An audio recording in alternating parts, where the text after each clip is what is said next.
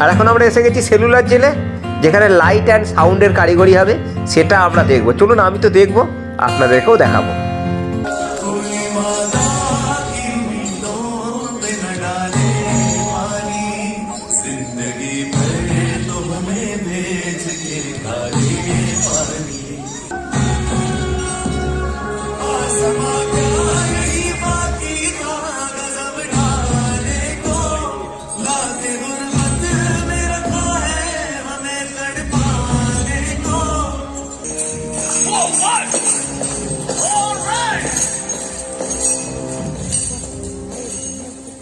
तो वहीं से शुरू करते हैं, उसी हरियाली से जो कैद करने वालों के जुल्म और कैदियों के खून पसीने से बेदाग अंडमान यानी हनुमान के नाम पर रखा गया था।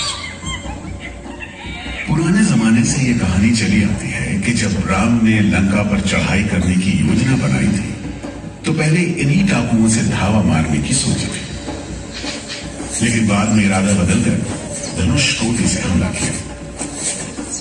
इतिहास और पुराण में अंडमान द्वीप समूह इसी सिलसिले में याद किया जाता रहा है। प्राकृतिक खूबसूरती और शांत समुद्र के बीच जिंदगी की खामोश लहरें उठती और बैठ जाती।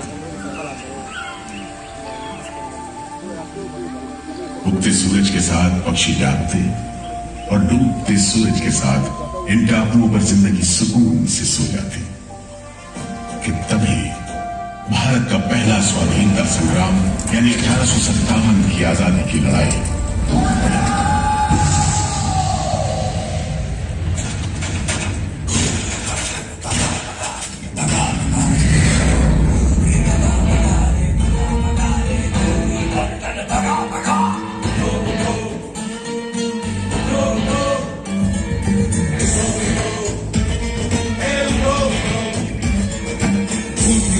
सन 57 में मंगल पांडे की ललकार,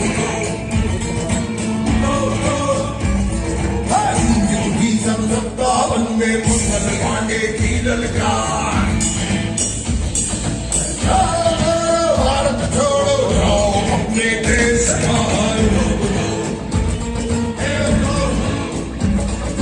रानी झांसी काव्या तोपे, रानी झांसी काव्या तोपे, रानी दिल्ली दरबार।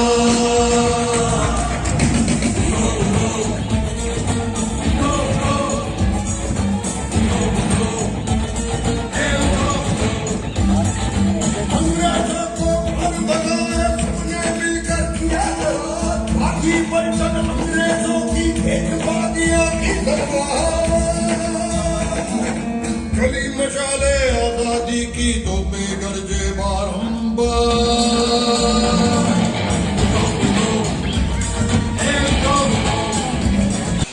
His Excellency Governor General ने काउंसिल ने ये फैसला किया है कि अंडमान आइलैंड में कैदियों की एक बस्ती बनाई जाए।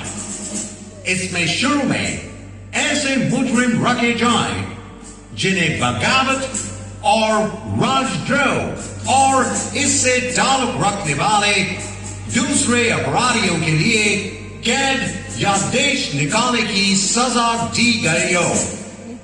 और इस तरह अंडमान द्वीप समूह की पुरानी खाड़ी का नाम लेफ्टिनेंट आर्चिबाल्ड ब्लेयर के नाम पर पोर्ट ब्लेयर रखकर मुजरिमों की बस्ती कायम की गई।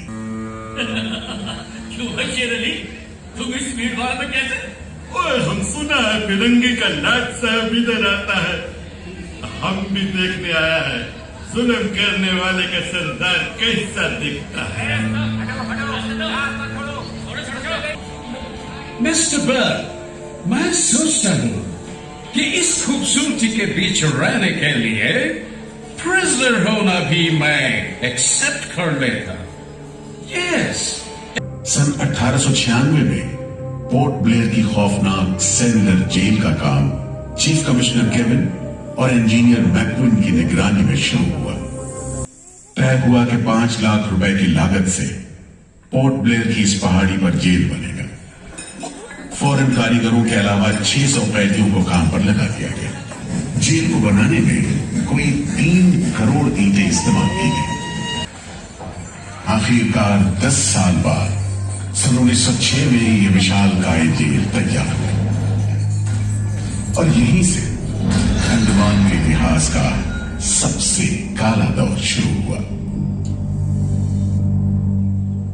सोहन सिंह भटना, हाजिर। मोतीलाल वर्मा, हाजिर। पंडित परमानंद शास्त्री, हाजिर है। बटुकेश्वर दत्त, हाजिर। सचेंद्रनाथ सान्याल, हाजिर। उल्लासकर दत्त, हाजिर। पृथ्वी सिंह आजाद, पृथ्वी सिंह आजाद, हाजिर। जमादार, जी हुजूर। नया कैदी लोग आया? जी सरकार, सभी लाइन से खड़े हैं। विल सावरकर, तुमको 2 बार का उम्र कैद का सजा मिला है। 50 बरस बाद सरकार तुमको छोड़ देगा। मिस्टर बेरी, तुम्हें विश्वास है कि तुम और तुम्हारी सरकार 50 बरस यहां रह पाएगी? जमादार, जी हुजूर।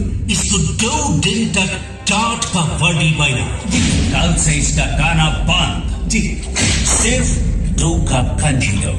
जी हुजूर। जमादार, जी हुजूर। इसको तन्हाई में रखो। जी सॉलिटरी कंफाइनमेंट। जी कोठरी में काम दो। जी। और इसको पेट लगाओ। और मारो, और मारो। नारे बोलेगा। बोल नारे, बोल बोल नारे, बोल बोल नारे, जितनी ताकत है बोल नारे।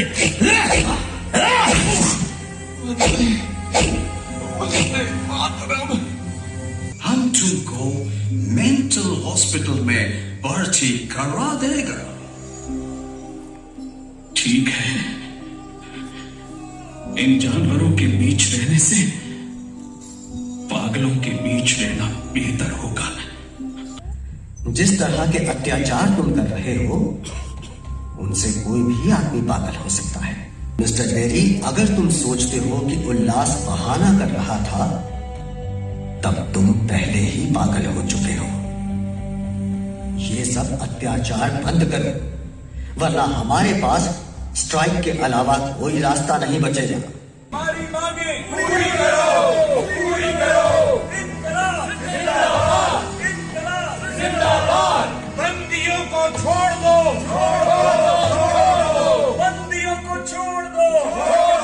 और इस तरह कैदियों ने अपना आखिरी हथियार इस्तेमाल करना शुरू किया।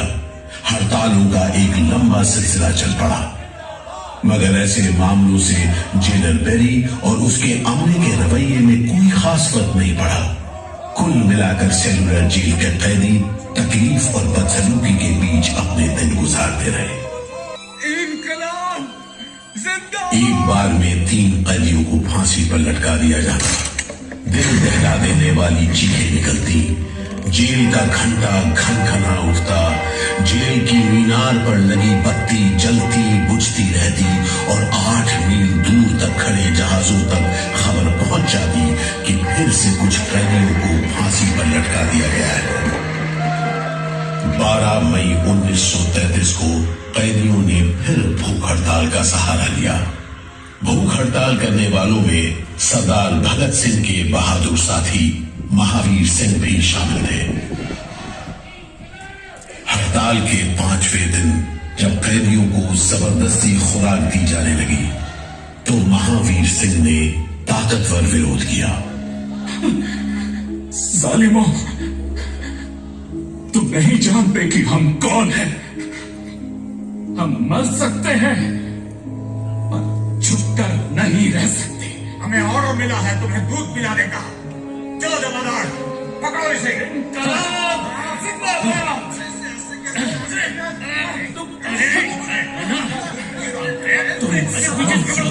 मैं सामने से पकड़ता हूँ। हम जबरदस्ती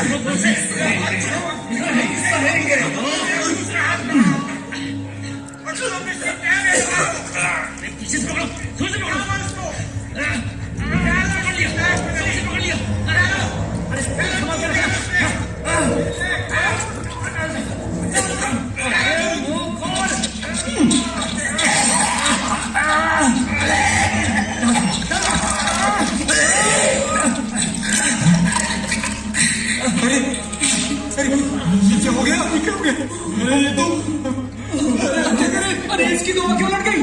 अरे इसकी तो आंखें उलट गई है। अब क्या करें? लगता है भूत इसके फेफड़ों में चला गया है साहब। क्या हो? नली निकालो, जल्दी करो, जल्दी। इसकी तो सांस बंद हो गई, अब क्या होगा? होगा क्या? लाश को गुपचुप ठिकाने लगा दो, किसी को कानो कान खबर ना हो। मैं तो कहता हूँ साहब, इसकी लाश को बोरे में डालकर पत्थर से बांधकर समंदर में बहा दीजिए। कैसा? ऐसा ही करो, झटपट ले जाओ उसे, झटपट ले जाओ। लेकिन ये खबर छिपी नहीं रह सकी। जब लोगों को पता चला तो देश भर में विरोध की भीषण लहर फैल गई।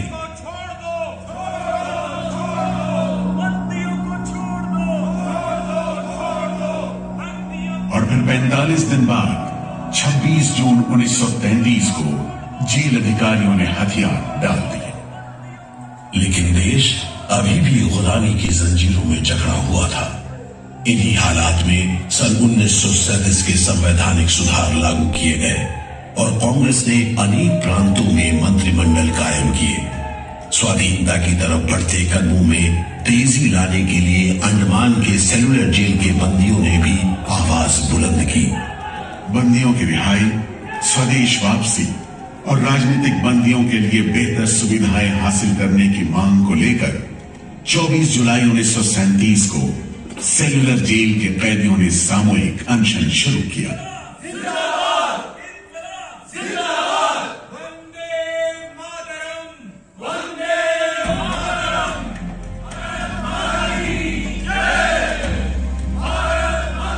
इस भूख हड़ताल का असर पूरे देश पर पड़ा।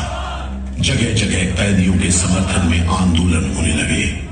सारे देश के राजनीतिक बंदियों ने अनशन शुरू कर दिया। तरफ से जवाहरलाल नेहरू ने कैदियों से भूख हड़ताल समाप्त करने की अपील की और 28 अगस्त 1937 को गांधी जी ने सेलुलर जेल के बंदियों को तार से संदेश भेजा। मैं गुरुदेव रविंद्रनाथ टैगोर और वर्किंग कमेटी की राय में अपनी अपील भी जोड़ना चाहता हूं। आप सब हड़ताल वापस ले लें और हम पर भरोसा रखें।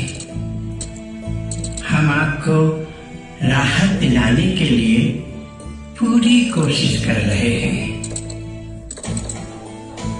कैदियों पर गांधी जी की इस अपील का बहुत असर पड़ा। सभी कैदियों ने आपस में सलाह करने के बाद जवाब दिया। देशव्यापी अपील और आपके संदेश ने हमारे दिलों को छू लिया है। हम इस भरोसे पर भूख हड़ताल मुलतवी कर रहे हैं कि सारे देश ने हमारी मांगों और हमारे उद्देश्य को अपना बना लिया है। वंदे मातरम। और 80 साल बाद सेलुलर जेल राजनीतिक बंदियों से खाली हो गई और अंडमान द्वीप समूह के इतिहास का एक तकलीफदेह दौर खत्म हो गया। 1939 में दूसरा विश्व युद्ध शुरू हुआ और 1942 में जापानियों ने अंडमान पर कब्जा कर लिया। इसी दौरान नेताजी सुभाष चंद्र बोस अंडमान आए और जेल का मुआयना भी किया, मगर जापानी उन्हें जेल के उन हिस्सों में नहीं ले गए जहां वो सैकड़ों कैदियों को जासूस करार देकर तकलीफें पहुंचाते थे। अपनी छोटी सी अंडमान यात्रा के दौरान नेताजी ने तिरंगा भी फहराया।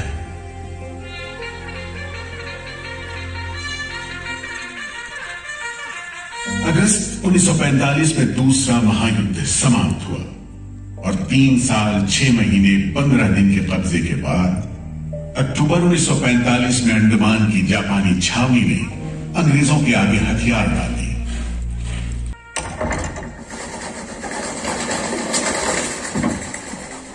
सेलुलर जेल के फाटक एक बार फिर खुले और कैदियों को रिहा कर दिया गया। इसके बाद 2 साल के अंदर अंदर भारत में ब्रिटिश सरकार का शासन खत्म हो। अंडमान द्वीप समूह अब काला पानी के खौफनाक नाम से नहीं जाना जाता।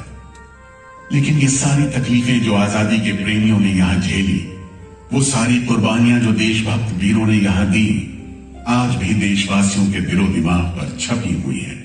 इसीलिए अंडमान के भूतपूर्व राजनीतिक बंदियों के भातृत्व मंडल की इच्छा को स्वीकार करते हुए भारत सरकार ने 30 अप्रैल 1969 को घोषणा की कि सेलुलर जेल को राष्ट्रीय स्मारक के रूप में सुरक्षित रखा जाएगा। भारत की आजादी के दीवानों ने जो अमानवीय यातनाएं इस कारागार में सही, ताकि भारतवर्ष आजादी की उन्मुक्त हवाओं में सांस ले सके, उन बलिदानों को आने वाली पीढ़ियां भूल नहीं पाएंगी।